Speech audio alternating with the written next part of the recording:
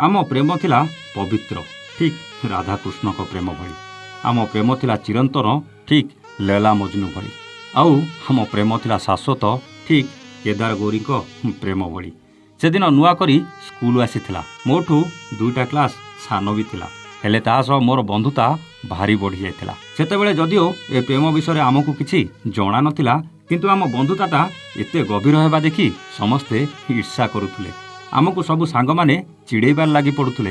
बोधे सेई सांग मानक ईर्षा आउ चिड़ेबा दिने आमको प्रेम बंधन रे बांधी देइतिला। जदिओ प्रेम कौन आमको जणा नथिला, किंतु प्रेमर सेई सिम्पटम गुड़ा आम भितर सबु भरी हेतिला।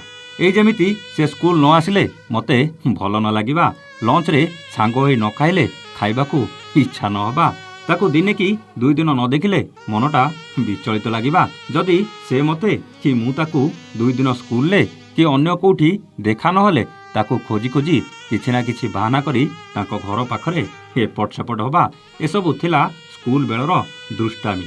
धीरे धीरे आमे बड़ हेलु। हाँ मु कॉलेज गली, से 9म श्रेणी रे से स्कूल ले पढ़ुतला। जेतेबेले आमे अलगा हेलु सेतेबेले आमको अनुभव हैला आमको प्रेम होई सारिछि।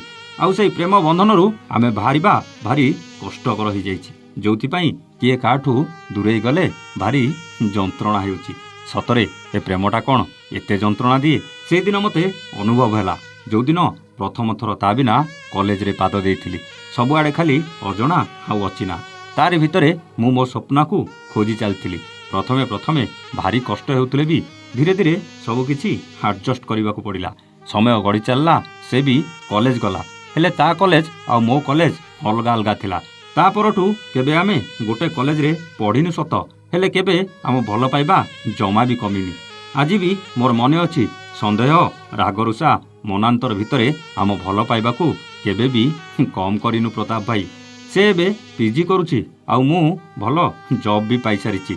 स्कूल आरंभ होइतिबा से संपर्क किछि न जानी न बुझी आरंभ होइतिबा आम प्रेम को बीती गलानी 18 वर्षर अधिक, किंतु केबे आमे केही काठू दूरे जिबाकू स्वप्न रे भी भाबिनु। हाँ रागरुषा भितरे खूब कम समय पई आमे अलगा हाइछु, कथाबार्ता भी बंद करिछु, किंतु केतेबेले से मते मनांती तो केतेबेले मु तांको मनाए।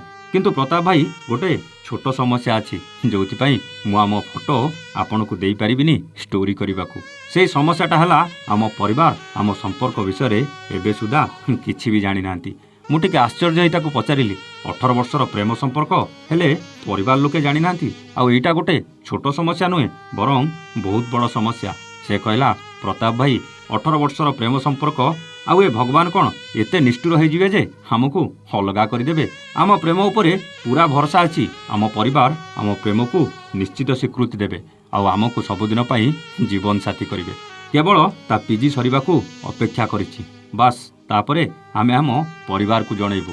मु ता कॉन्फिडेंस देखि आश्चर्य हो गली। आउ कहली 2 वर्ष पर जेतेबेले पीजी सरिबो आउ तमे जेतेबेले एकाठी हबो भगवान का आशीर्वाद रु जदि मु ए धरा पृष्ठ रे थिबी तेबे मते निश्चित जणैबो। आउ सेतेबेले तमर ए सफल आउ पवित्र प्रेम कहानी को उभयक फोटो देई निश्चित करिवि, आउ ए दुनिया को जणैबि ए प्रेमटा केमिति हुए। तम पवित्र सफल प्रेम कहानी को दुनिया को आनी देखै देबी। प्रेमर प्रकृत माने कोन, प्रकृत प्रेमर संज्ञा कोन, होटेल जाई राति काटिबा, उलग्न हेई साथी रे पार्क जिबा, राति अध पर्यंत बारे बसी मद पीबा, एसबु केवल देह आउ दाह प्रवण प्रेम।